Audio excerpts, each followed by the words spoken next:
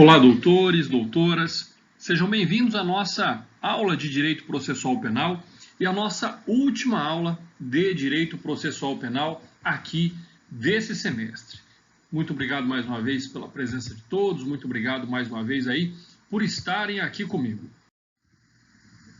Na aula de hoje nós falaremos aí sobre mandado de segurança e também sobre o habeas corpus.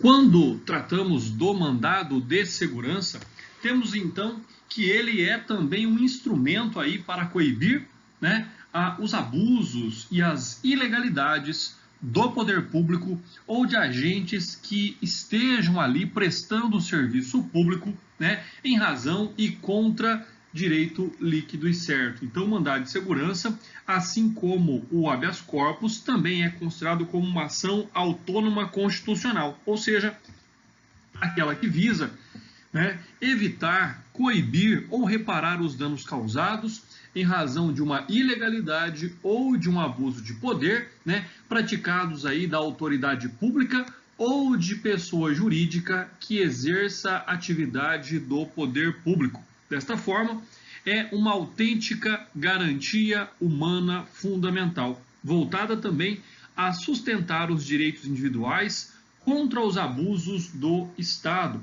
Lembrando ainda que o habeas corpus, que o mandado de segurança, tanto é tratado pelo Código de Processo Penal, porém, ele é regulado pela Lei 12.016 de 2009. Então, o mandado de segurança, ele é aí regulado por uma lei especial. Fica aí a dica para o estudo, para a leitura da lei especial. Até porque, como nós já sabemos, entre a lei geral e a lei especial prevalece os ditames da lei especial. Quanto à admissibilidade do mandado de segurança, nós temos que compreender aqui que ele também deve preencher aí requisitos próprios para que ele possa ser aí admitido. Nas palavras de Tucci, podem surgir no transcorrer da persecução penal, além daqueles concernentes à liberdade propriamente, de indiciado numa informatio delicti ou de um acusado numa ação em curso, questões referentes ao direito material e de outra natureza que não o de liberdade pessoal, ou até mesmo ao respectivo processo ou ao procedimento em que este se exterioriza. Ali, problemas de caráter substancial relacionados aos interesses materiais conflitantes, aqui outros de distinta essência e atinentes, por certo, às formas processuais, aos esquemas formais diversos assumidos pela persecutio criminis. Então, quando nós falamos em admissibilidade do mandado de segurança, nós temos dois aspectos. Primeiro, a demonstração do direito líquido e certo é fundamental, é essencial que o direito líquido e certo seja posto, seja aprovado, por meio aí da própria legislação ou de documentos fidedignos e incontestáveis. Além do que, o mandado de segurança também deve ser proposto pela pessoa correta, pela pessoa certa, contra também ali as pessoas certas. O que eu quero dizer é que não existe mandado de segurança contra pessoa física e particular.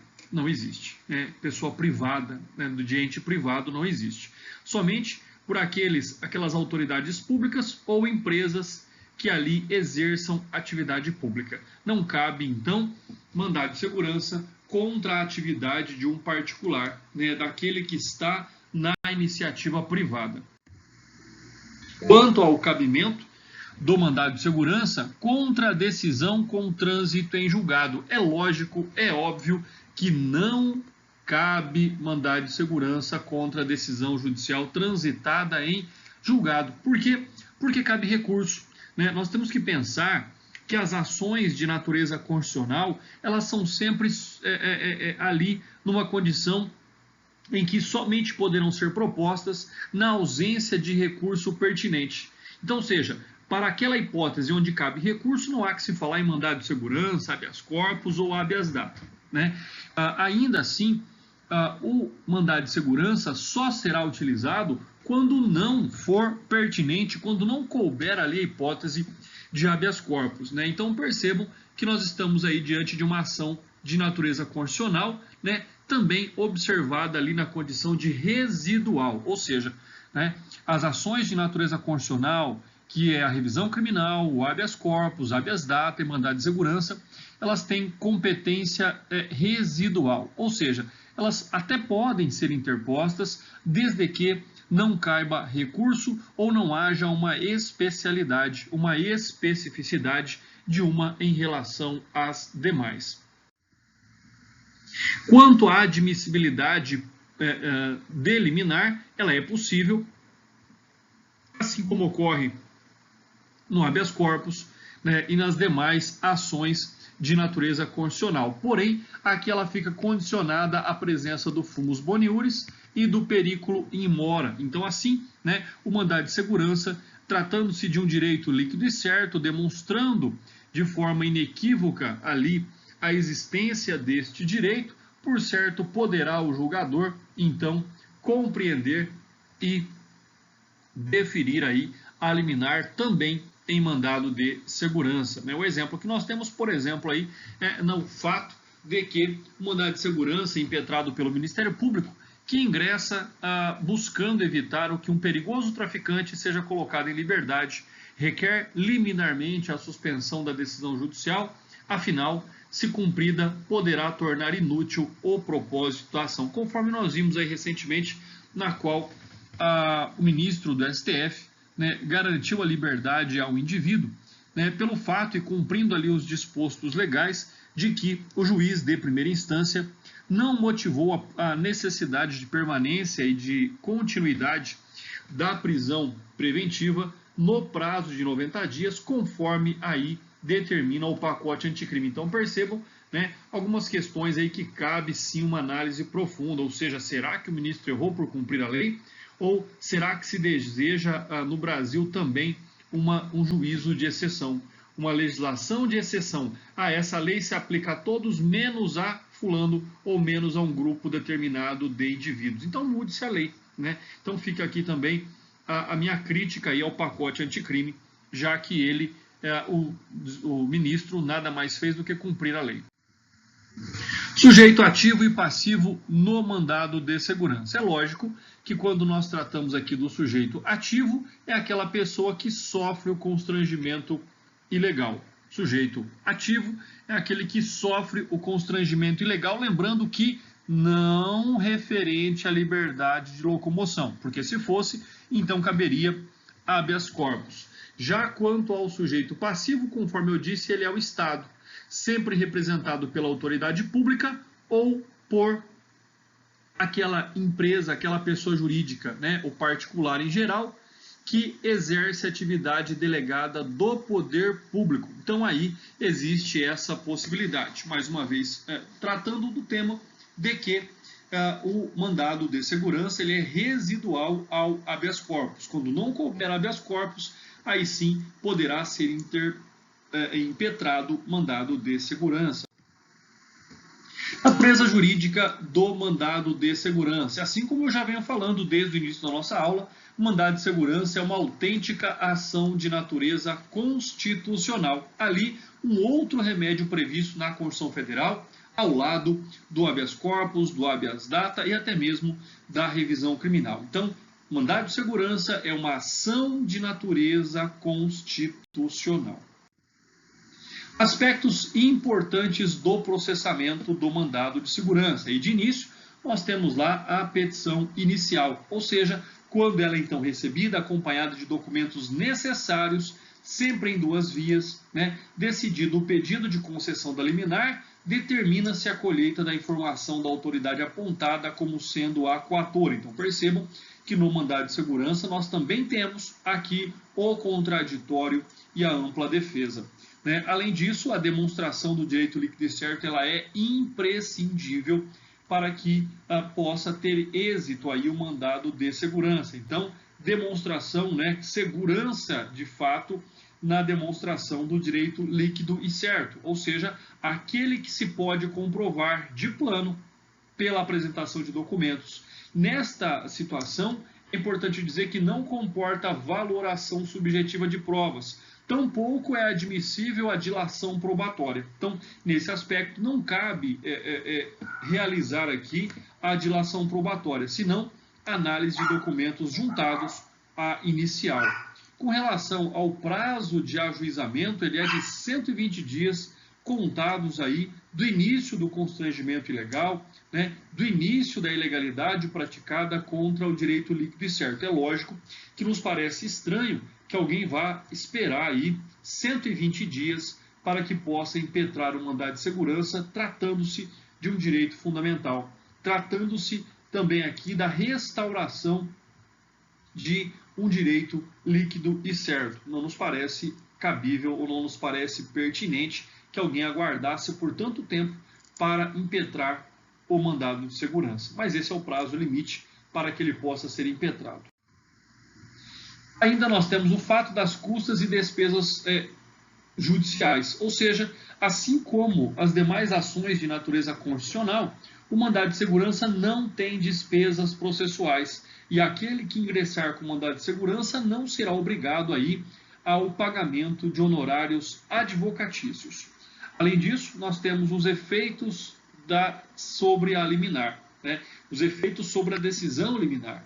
Então, seja, se ao final do julgamento do mandado de segurança for concedida a ordem, se anteriormente foi deferida a liminar, logicamente que essa fica absorvida pela decisão de mérito, né? De forma contrária, caso seja denegado aqui o mandado de segurança, aquela liminar anteriormente deferida fica então sem efeito. Ela perde o seu efeito quanto aqui à decisão negativa quanto ao pedido de mandado de segurança.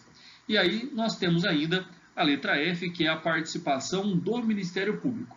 Enquanto no juízo civil é obrigatória, é pertinente a participação do Ministério Público, como e na função de custos legis, quando nós interpretamos e estudamos o mandado de segurança nos termos da lei 12.016 de 2009, aqui alicerçado pelo artigo 12 desta mesma lei, nós vemos que na esfera do mandado de segurança criminal a resposta é depende, ou seja, depende se será ou não necessária a participação do Ministério Público. Por que eu digo isso? Porque se o Ministério Público for ali a autoridade coatora, for o sujeito passivo da ação, assim responderá, né? Caso não seja, aí sim será intimado a manifestar como custos legis naquilo que afeta no tocante ao mérito do mandado de segurança, pessoal. E aí é importante ainda falarmos sobre um outro aspecto, ou seja, quais são os recursos cabíveis contra a decisão que denega aí a ordem de mandado de segurança, pessoal. É importante lembrar que quando for denegado ou até mesmo concedido, é lógico aí, o mandado de segurança pelo juiz, quando impetrado, por exemplo, contra os atos de um delegado de polícia, cabe a apelação pela parte interessada. Denegado o mesmo mandado de segurança pelo Tribunal de Justiça do Estado ou pelo Tribunal Regional Federal, aí sim cabe recurso ordinário constitucional ao STJ. E quando for denegado ou concedida a ordem de mandado de segurança pelo STJ, também cabe recurso ordinário constitucional, mas agora perante o STF. Então percebam, quando nós estamos diante de um mandado de segurança que foi aí impetrado contra os atos daquele que não tem poder decisório no Tribunal de Justiça do Estado, na primeira instância ali, cabe recurso de apelação nesta situação, perante aí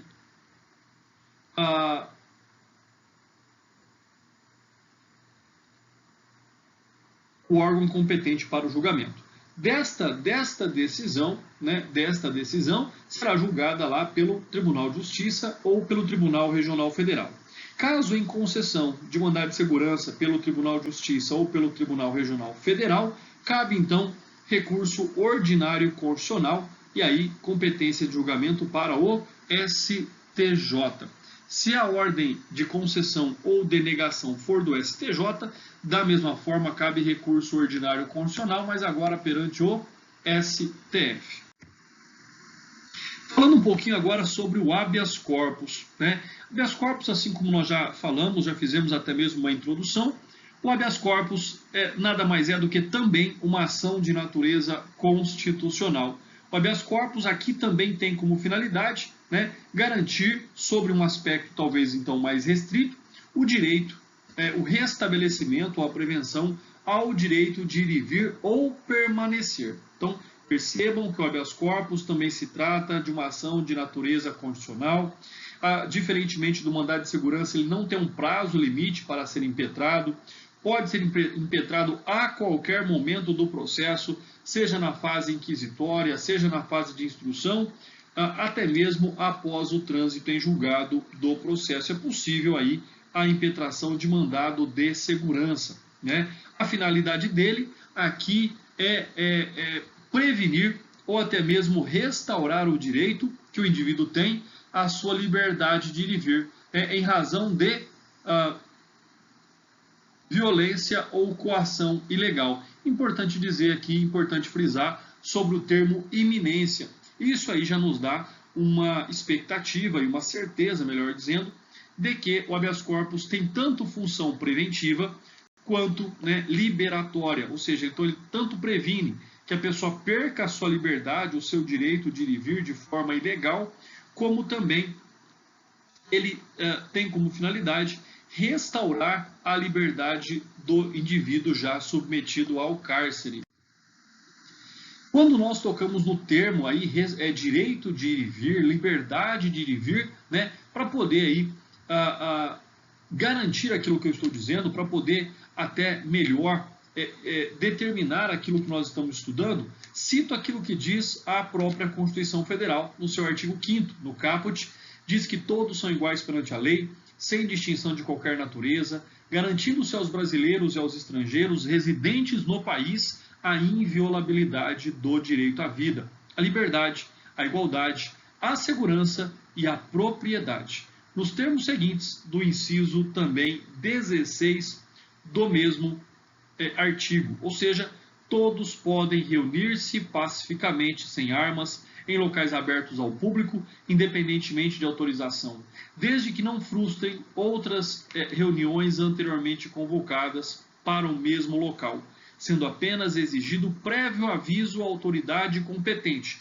E aí, como talvez um dos mais célebres habeas corpus já impetrados, foi aquele impetrado por Arthur Pinto da Rocha em favor, né, do então à época senador Rui Barbosa, quando se candidatou à presidência da República, de modo o de correligionários, bem como ali, né, em favor também dos seus correligionários ameaçados por abuso de autoridades estaduais da Bahia, em função de seu direito de reunião e livre manifestação do pensamento. Ademais, o habeas corpus teve por finalidade também permitir que os pacientes pudessem se reunir nas ruas, praças, teatros ou recintos, em comício em prol à candidatura de Rui Barbosa à presidência da República.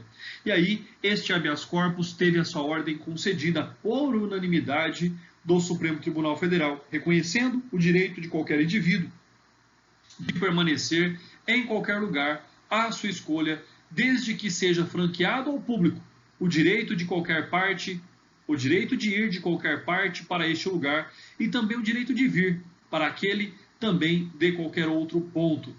O relator foi o Edmundo Lins, né, no ano de 1919. Então percebam aí, né, um fato bastante interessante, também bastante importante, quando nós analisamos o habeas corpus. Habeas corpus e exame de mérito, por certo, é incompatível, não tem essa finalidade, até porque existe recurso próprio. O habeas corpus se limita ali a fazer cessar a coação ou abuso de liberdade ao direito de ir, vir ou permanecer, ou ali ficar.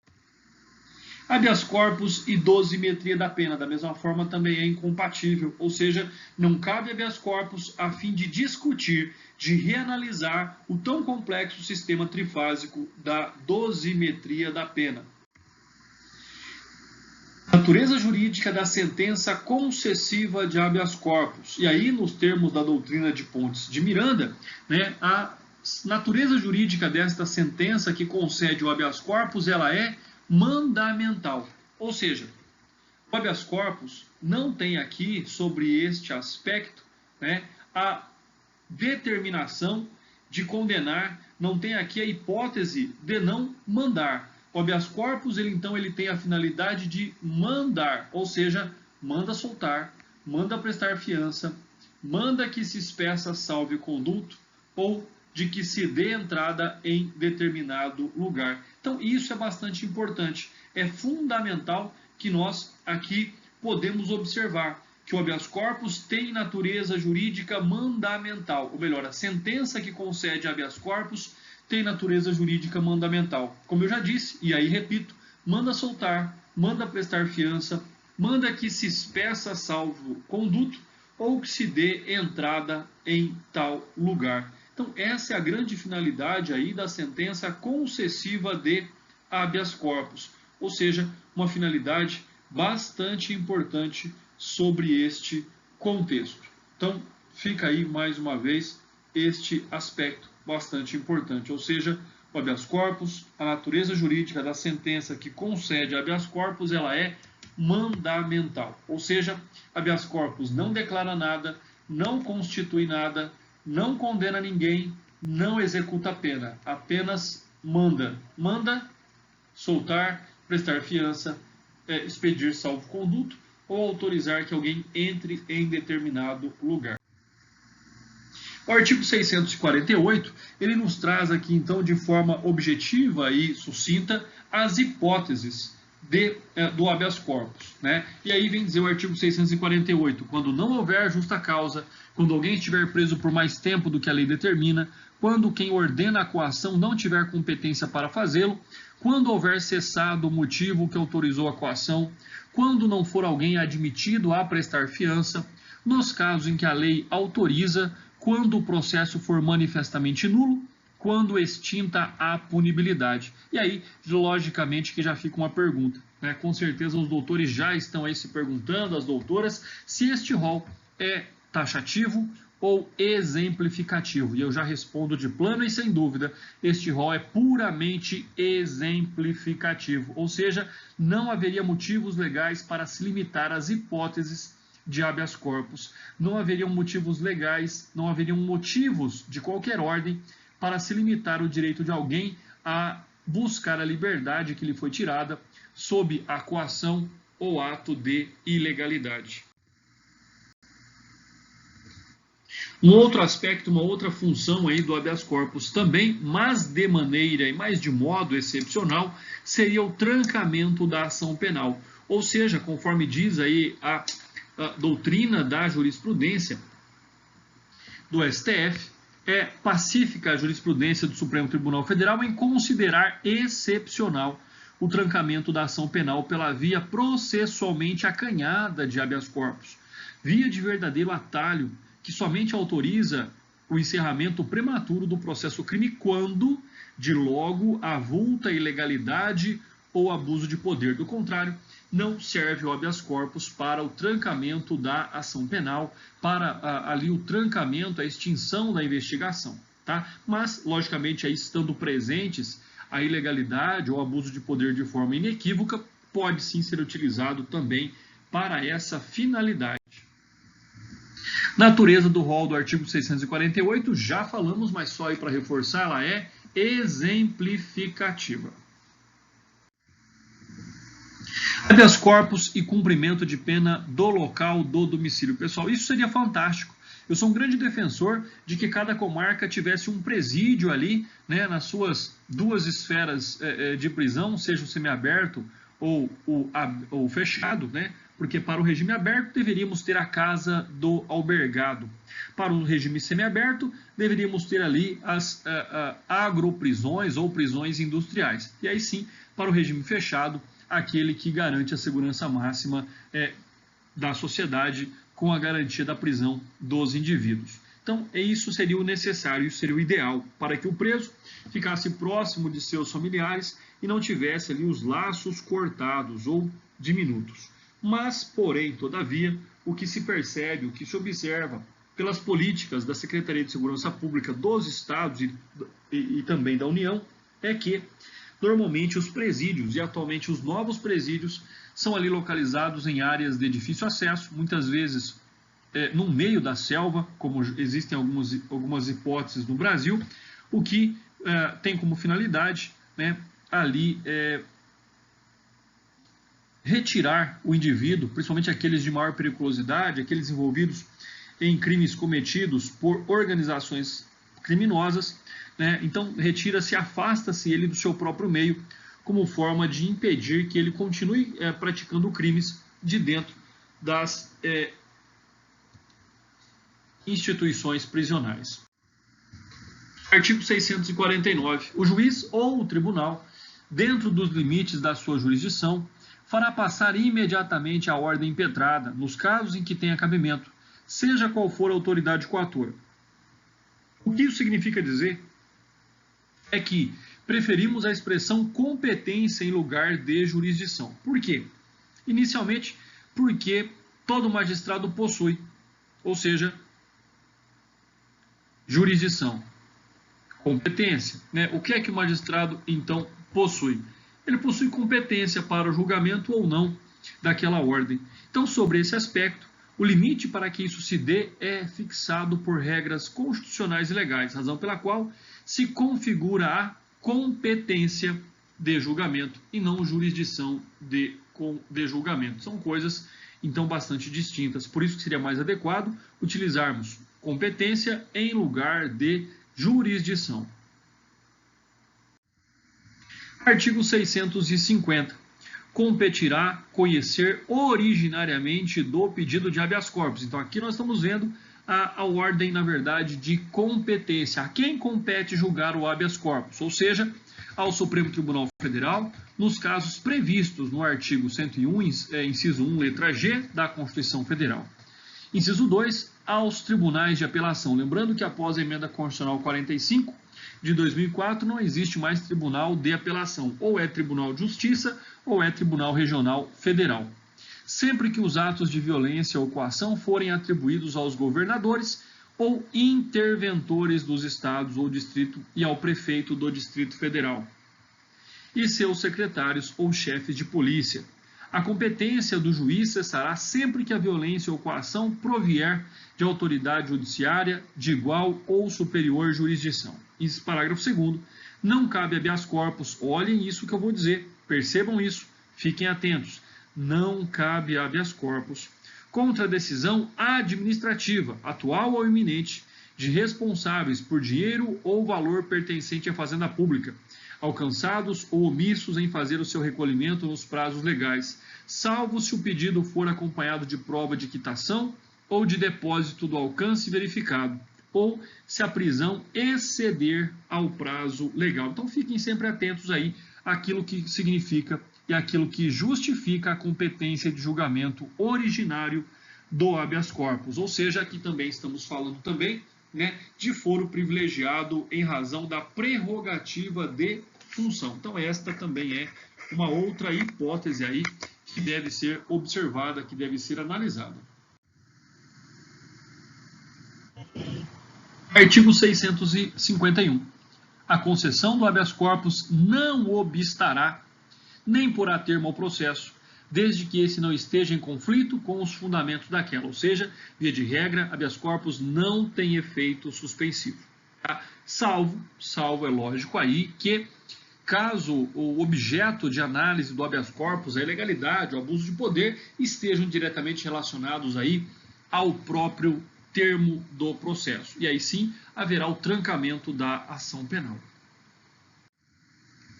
Concorrência do habeas corpus com investigação criminal. E é perfeitamente viável. Como já comentei com vocês, o habeas corpus pode ser impetrado antes, durante e depois da ação penal. Ou seja, pode ser impetrado durante a investigação criminal, pode ser impetrado durante a ação penal e pode ser impetrado após o trânsito em julgado da ação penal. Por exemplo, na hipótese ali, na execução de pena, é possível a impetração de habeas corpus quando o réu já tiver o direito à progressão de regime, né, tendo sido negado o seu agravo e execução, pode ele então se valer do habeas corpus a fim de garantir ao paciente o direito a progredir de regime. Artigo 652. Se o habeas corpus for concedido em virtude de nulidade do processo, este será renovado, ou seja, né, havendo ali reconhecida a nulidade do ato, os atos do processo deverão ser reproduzidos, deverão ser praticados novamente, em razão de que um ato, reconhecida a nulidade do ato, ele não produzirá nenhum efeito jurídico. O artigo 653. Ordenada a soltura do paciente em virtude de habeas corpus, será condenada nas custas a autoridade que, por má-fé ou evidentemente abuso de poder, tiver determinado a coação. Parágrafo único. Neste caso, será submetida ao Ministério Público cópia das peças necessárias para ser promovida a responsabilidade da autoridade, conforme aí estipula o artigo 5º, inciso 77 da Constituição Federal, na qual ele diz que, em razão pela qual não há custas a pagar, e não existe razão para se condenar a autoridade coatora ao pagamento de quantia inexistente, embora se possa e deva, em caso de má-fé ou evidente abuso de poder, determinar que sejam tomadas as providências cabíveis, aliás, o que está previsto no parágrafo único. Então, o que vem dizer para nós aí o texto constitucional é que, se o habeas corpus não tem custas, não poderia a autoridade coatora ser condenada a pagá-las, né? Não se paga aquilo que não existe. Porém, a responsabilização pelo ato, pela ilegalidade, pela coação ilegal, aí sim, pelo abuso de poder, isso pode haver responsabilização da autoridade coatora. Artigo 654.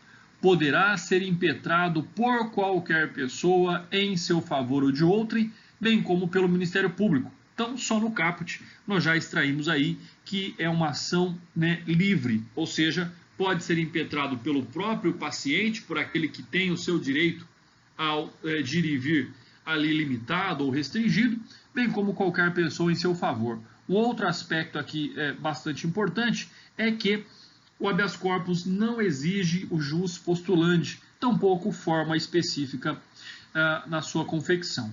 A petição de habeas corpus conterá o nome da pessoa que sofreu ou está ameaçada de sofrer a violência ou coação e de quem a exercer a violência, coação ou ameaça. Letra B.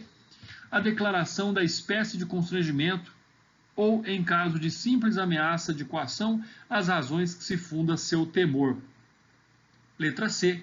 A assinatura do impetrante ou de alguém a seu rogo, quando não souber ou não puder escrever, e a designação das respectivas residências. Parágrafo 2º.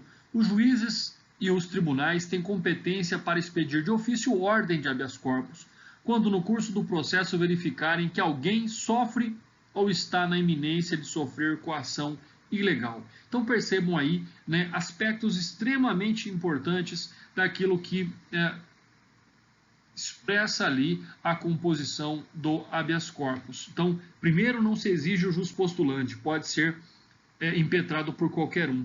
Pode ser impetrado pelo analfabeto, que não sabe escrever ou não sabe assinar, desde que alguém o faça a seu rogo.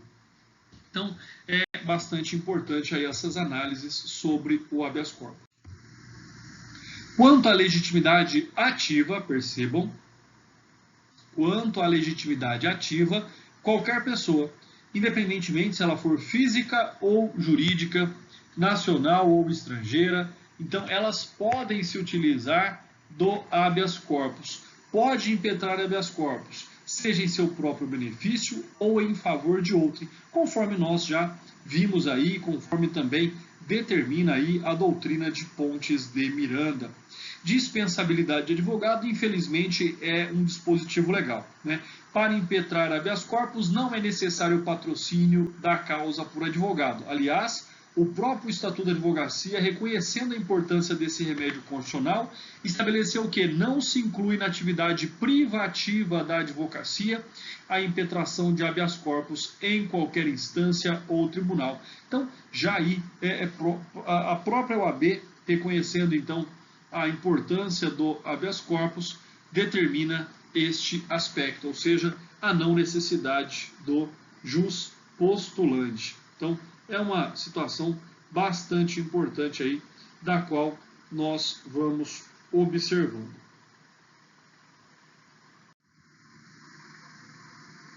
Legitimidade passiva. Aqui sim, ela é uma legitimidade passiva restrita ou própria.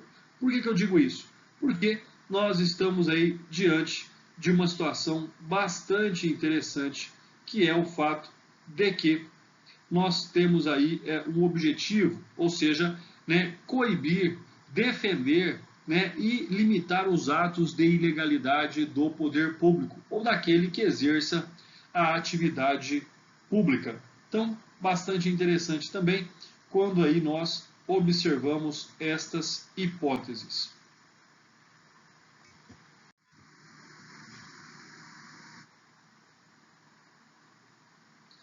Requisitos da petição são os estabelecidos neste artigo, ressaltando-se que a peça deve ser feita em português, embora o habeas corpus possa ser impetrado por estrangeiro. Então não impede que seja impetrado pelo estrangeiro, porém aí limita-se a que ela seja, pelo menos, no vernáculo nacional. Uma outra questão aí bastante interessante é a questão paciente e autora e a paciente e a autoridade coautora. Lembrando que o paciente é aquela pessoa que teve o seu direito de ir e vir limitado. A autoridade coautora é aquela que de forma ilegal ou mediante coação ou ameaça ali expede a ordem que limita, que retira o direito de ir e vir do indivíduo. Então, o paciente é a pessoa que perdeu a sua liberdade ou está na iminência de perdê-la. A autoridade coatora é aquela que tem competência para a expedição da ordem de prisão. Declaração da espécie de constrangimento. É fundamental, logicamente, que ali na petição de habeas corpus estejam presentes ali as informações necessárias com relação ao fato. Ou seja, a comunicação do fato, a comunicação de vontade e a declaração de vontade. É isso que se quer dizer quando se exige a declaração da espécie de constrangimento. Quanto ao fundamento do habeas corpus, é o corpo de petição, ou seja, uma vez que expõe ao órgão julgador as razões pelas quais teria havido ou estaria para ocorrer um abuso consistente em coação à liberdade de locomoção de alguém. Então, os fundamentos é por que essa pessoa não deve ser presa, porque aquela decisão se reveste de ilegalidade. Identificação do impetrante. Exige-se não somente a sua assinatura, mas também a sua identificação e de sua residência, para quem não é advogado. Logicamente, o advogado simplesmente ali deve citar a sua OAB e o endereço do seu escritório. Artigo 655. O carcereiro ou o diretor da prisão, o escrivão, o oficial de justiça e a autoridade judiciária ou policial que embaraçar ou procrastinar a expedição de ordem de habeas corpus, as informações sobre a causa da prisão, a condução de apresentação do paciente ou a sua soltura, será multado na quantia de R$200 mil ou a um conto de réis, sem prejuízo das penas em que incorrer.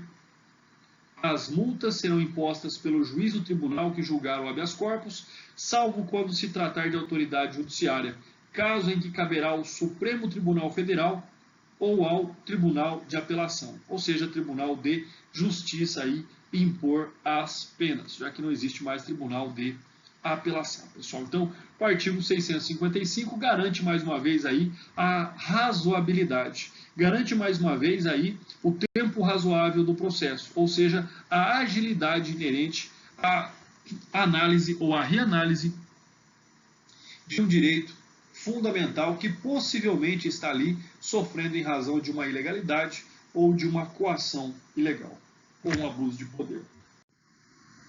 O artigo 656, por sua vez, vem dizer que, recebida a petição do habeas corpus, o juiz, se julgar necessário e estiver preso ou paciente, mandará que ele lhe seja imediatamente apresentado em dia e hora que designar. Parágrafo único. Em caso de desobediência, será expedido mandado de prisão contra o detentor. Ou seja, pessoal, a autoridade coatora é quem mandou prender. Detentor é aquele que tem a custódia do indivíduo detido, né? Que será processado na forma da lei. O juiz providenciará para que o paciente seja tirado da prisão e apresentado em juízo, ou seja, nós estamos diante aí, né, já de uma liminar em habeas corpus, já que ela é, como nós vimos no mandado de segurança, admissível. Artigo 657. Se o paciente estiver preso, nenhum motivo excusará a sua apresentação. Então percebam que, de acordo com o artigo anterior, a autoridade detentora deve apresentá-lo quando requisitado pelo Ministério Público, salvo grave enfermidade do paciente, não estar ele sob a guarda da pessoa a quem se atribuiu a detenção, se o comparecimento não tiver sido determinado pelo juiz ou pelo tribunal. Parágrafo único. O juiz poderá ir ao local em que o paciente se encontrar, se este não puder ser apresentado por motivo de doença. E aí, né, é onde nós temos que o paciente preso não será apresentado nos termos das hipóteses aí do artigo 657. Detentor, conforme eu já esclareci, é aquele que tem sob sua custódia o paciente. Coator, no caso, e por exemplo, seria o juiz que determinou a prisão. Então, sempre é importante nós compreendermos a distinção que existe entre coator e detentor. Artigo 659. Se o juiz ou o tribunal verificar que já cessou a violência ou a coação, julgará prejudicado o pedido. Então, percebam, no caso de alguém ter sido preso em razão de ameaças à testemunha. Logicamente que, se esta for a única causa, após a oitiva da testemunha de forma segura e perceba-se que ela não está constrangida quanto ao seu depoimento, não haveriam mais razões para manter o paciente preso, encarcerado. Artigo 660. Efetuadas as diligências e interrogado o paciente, o juiz decidirá fundamentadamente dentro de 24 horas. Parágrafo 1º. Se a decisão for favorável ao paciente, será desde logo posto em liberdade, salvo se por outro motivo deve ser mantido na prisão. Parágrafo 2º. Se os documentos que instruírem a petição evidenciarem ilegalidade da coação, o juiz ou o tribunal ordenará que cesse imediatamente o constrangimento. Parágrafo 3º. Se a ilegalidade decorrer de fato ou ter sido o paciente admitido a prestar fiança, o juiz arbitrará o valor desta, que poderá ser prestada perante ele, remetendo-se neste caso à autoridade os respectivos autos, para serem anexados aos do inquérito policial ou aos do processo judicial. Então essa também é aí uma hipótese bastante pertinente. Além disso, temos que, se a ordem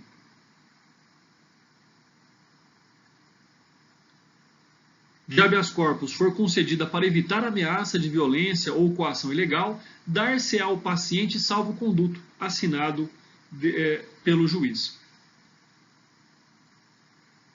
Será incontinente enviada a cópia da decisão à autoridade que tiver ordenado a prisão ou tiver o paciente à sua disposição, a fim de juntar-se aos autos do processo.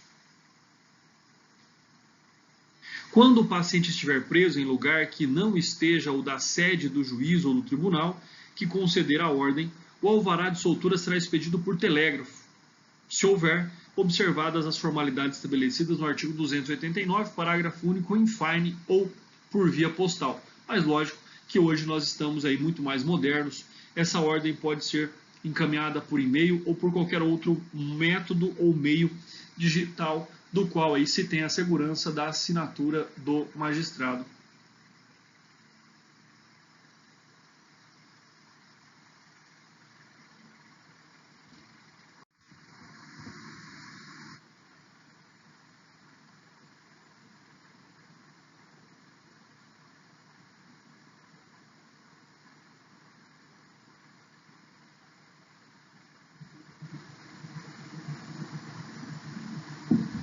Quanto ao alvará de soltura clausulado, ou seja, expede-se a ordem de soltura em caso de concessão de habeas corpus, condicionada à não existência de outras causas que possam legalmente manter o paciente em cárcere. Ou seja, então o alvará de soltura ele é condicionado. Existem cláusulas no alvará de soltura e uma delas é a pesquisa para ver se não existem outros mandados de prisão em aberto ou até mesmo hipóteses aí das quais possa o indivíduo, né, não ser libertado.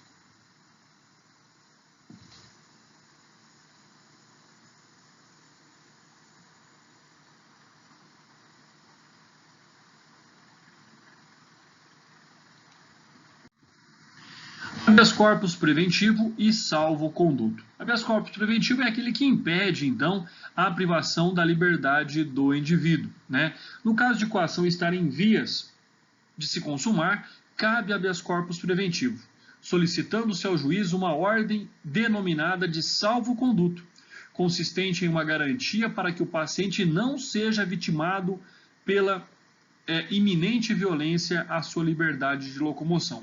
A título de exemplo, pode-se mencionar a ordem preventiva concedida à prostituta, que não mais aceita a prisão para averiguação, imposta periodicamente por determinada autoridade policial, tendo em vista que a sua atividade de comércio do próprio corpo não constitui infração penal. Passa então a carregar consigo um salvo-conduto, que não mais podendo ser molestada pela polícia. Comunicação à autoridade coatora, ou seja, quando da concessão do habeas corpus, deve imediatamente ser comunicada à autoridade coatora para que conste no processo ou no inquérito. Constitui verdadeira garantia de que a situação considerada ilegal contra a qual foi concedida a ordem não tornará a ocorrer. Artigos 661, 662 e 663. Ou seja, nós temos aí então que, em caso de competência originária do Tribunal de Justiça, a petição de habeas corpus será apresentada ao secretário, que a enviará imediatamente ao presidente do tribunal ou da Câmara Criminal, ou da turma que estiver reunida ou primeiro tiver de reunir-se. Artigo 662. Se a petição contiver os requisitos do artigo 654, parágrafo 1º, o presidente, se necessário, requisitará a autoridade indicada como coatora informações por escrito. Faltando, porém, qualquer daqueles requisitos, o presidente mandará preenchê-lo logo que lhe for apresentada a petição. 663. As diligências do artigo anterior não serão ordenadas se o presidente entender que o habeas corpus deva ser indeferido liminarmente. Neste caso, levará a petição ao tribunal, câmara ou turma para que delibere a respeito. Então, de acordo aí com o que nós temos nos termos do artigo 663, ele nos traz aí então algumas observações extremamente importantes. Ou seja, o fato de que verificando ali, que o habeas corpus não deve ser liminarmente deferido ou liminarmente rejeitado, ele já encaminhará para a confirmação da sua decisão. Indeferimento liminar, como nós já vimos, é possível, e nos termos aí da jurisprudência do Tribunal de Justiça de Minas Gerais, conforme disposto no artigo 663 do Código de Processo Penal, pode o relator dispensar a requisição de informações à autoridade apontada como coatora, se entender que o habeas corpus deve ser indeferido liminarmente. Reiteração do habeas corpus. Não há nenhum impedimento para que se possa entrar com um novo habeas corpus e aí sim preenchidos os requisitos legais. É lógico que o tribunal, já tendo decidido exatamente a mesma questão, não poderá conhecer do pedido, aguardando, por exemplo, que o indiciado, réu ou condenado cerque-se de novas provas para ingressar com o habeas corpus. E aí nós temos então um resumo daquilo que nós já observamos, ou seja, recursos e ações de impugnação no processo penal. E aí está então o objeto do nosso estudo durante esse semestre. né? Nós vimos o recurso em sentido estrito, vimos a apelação, embargo de declaração, embargos infringentes e de nulidade, carta testemunhável, correição parcial, reclamação, agravo em execução, agravo regimental e o regimento interno dos tribunais, recurso extraordinário, recurso especial, recurso ordinário constitucional e embargos de divergência.